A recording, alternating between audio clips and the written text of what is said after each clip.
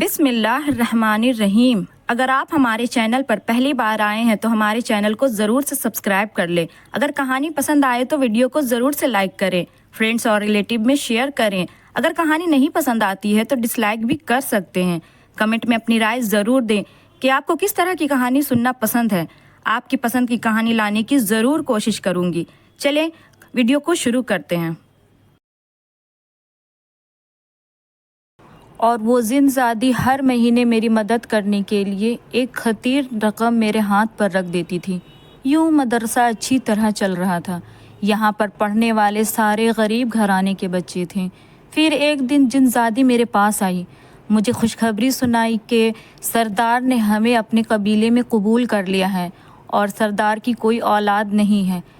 اس نے میرے بیٹے زندزادے کو قبیلے کا سردار بنانے کا فیصلہ کیا ہے، کیونکہ وہ طاقت میں سب سے زیادہ ہے۔ یہ خبر سن کر میں بہت خوش ہوئی۔ پھر زندزادی کہنے لگی کہ میں تم سے ایک اور بات کہنا چاہتی ہوں۔ دراصل ہمارے قبیلے میں بہت سے ایسے بچے ہیں جو مدرسے میں پڑھنا چاہتے ہیں۔ انہیں قرآن پاک پڑھنے کی خواہش ہے۔ اگر تم ان کی خواہش پوری کر دو تو تمہیں ثواب بھی ملے گا اور اس کے ساتھ تو ان کی خواہش بھی پوری ہو جائے گی۔ میں نے کہا کیوں نہیں، یہ مدرسہ سب کے لیے ہے، چاہے وہ انسان کے بچے ہوں یا پھر جنات کے۔ پھر زندزادی کہنے لگی کہ وہ بچے رات میں پڑھنے آیا کریں گے، کیونکہ دن میں وہ خود کو ظاہر نہیں کر سکتے۔ میں نے ان سے کہا کہ ٹھیک ہے، مجھے اس پر کوئی اعتراض نہیں۔ پھر اس مدرسے میں بچے نہ صرف دن کو پڑھنے آتے بلکہ رات میں بھی۔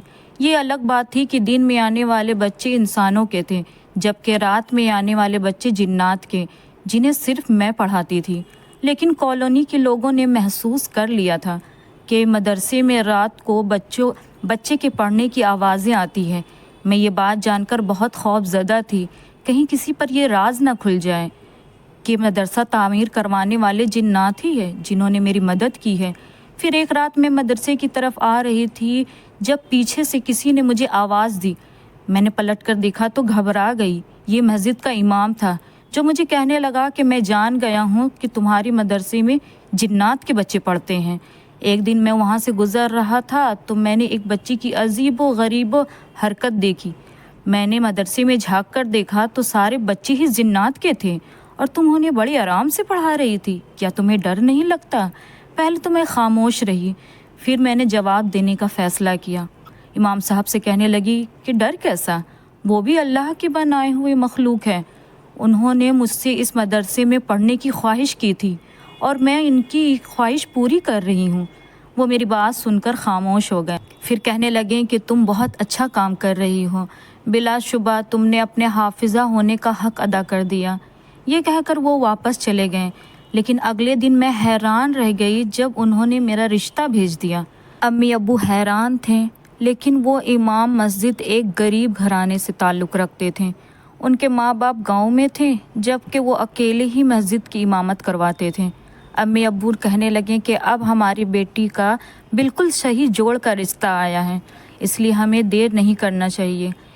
انہوں نے میری رضامندی پوچھی تو میں نے اپنی زندگی کا فیصلہ پھر ایک بار ان پر چھوڑ دیا، لیکن ابو سے کہا کہ اس امام صاحب سے میری ماضی کی ہر بات ضرور بتا دینا کہ کس طرح میں نے اپنی پچھلی زندگی گزاری ہے۔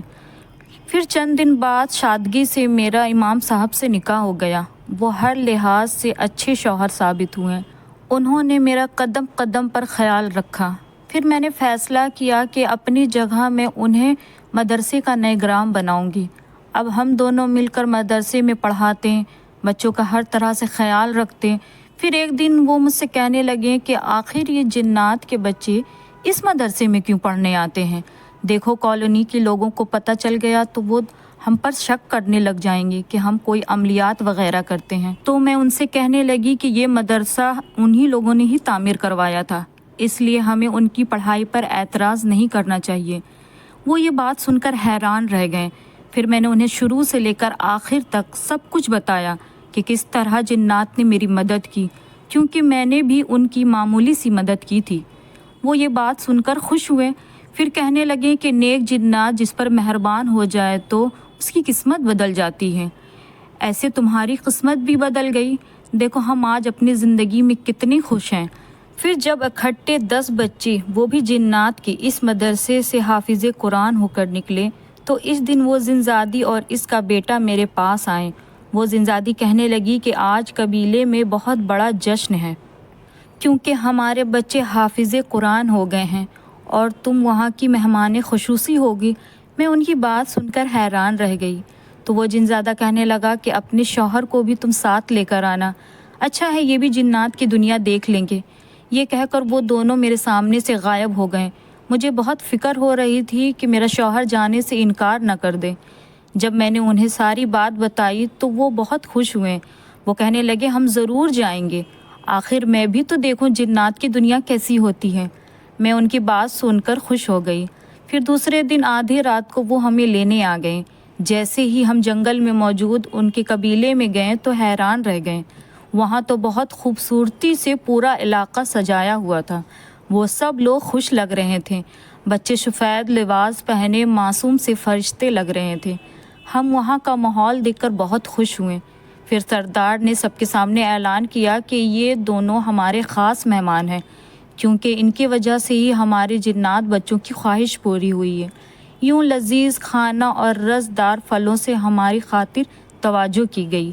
پھر تقریر کے آخر میں سردار نے ہم دونوں کو بتایا کہ آج کے بعد رات کو ہمارے بچے تمہارے پاس پڑھنے نہیں آئیں گے کیونکہ ہم نے اپنے قبیلے میں ایک مدرسہ بنانے کا فیصلہ کیا ہے۔ اس طرح سے اللہ کا نام ہمارے قبیلے میں بھی لیا جائے گا اور خوب برکت ہوگی۔ پھر ہم دونوں خوشی خوشی گھر واپس آ گئے۔ اب مدرسہ بہت اچھے سے چل رہا تھا۔ پھر کچھ دنوں بعد ہی مجھے خوشخبری ملی کہ میں ماں بننے والی ہوں۔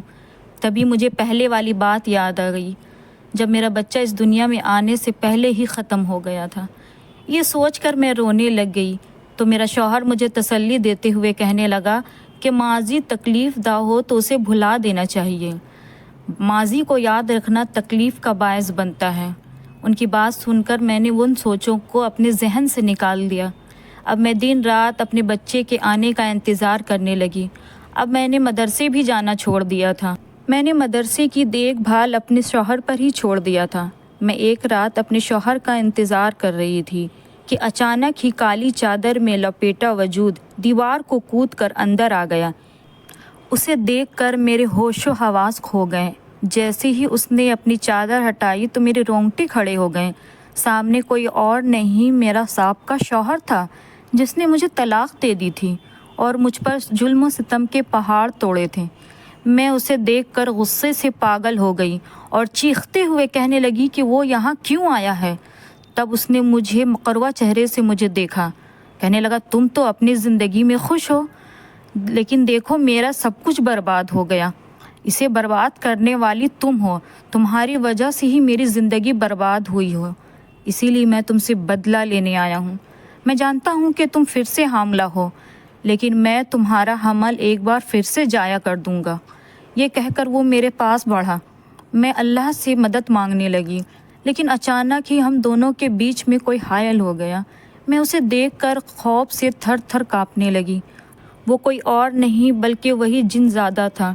پھر جن زادے نے اپنا اصلی روپ دکھایا تو وہ خوف کی کیفیت سے پاگل ہونے کو آ گیا۔ میرے سامنے ہاتھ جوڑ جوڑ کر کہنے لگا کہ مجھے معاف کر دو، میں دوبارہ تمہیں کبھی نہیں ستانے آؤں گا۔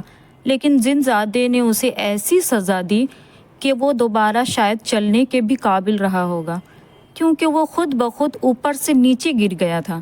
پھر وہ گھسکتا ہوا وہاں سے بھاگنے کی ناکام کوشش کرنے لگا۔ میری آنکھیں آنسو بہا رہی تھی لیکن جن زاد مجھے تسلی دیتے ہوئے کہنے لگا کہ اب فکر کرنے کی کوئی ضرورت نہیں کیونکہ جو کسی دوسرے کو تکلیف نہیں دیتے ان کے ساتھ بھی کبھی برا نہیں ہوتا، اس لیے تم بالکل خیر خیریت سے ہو۔ میں اس جن زادے کا شکریہ ادا کرنے لگی جس نے ہر مشکل گھڑی میں میرا ساتھ دیا تھا۔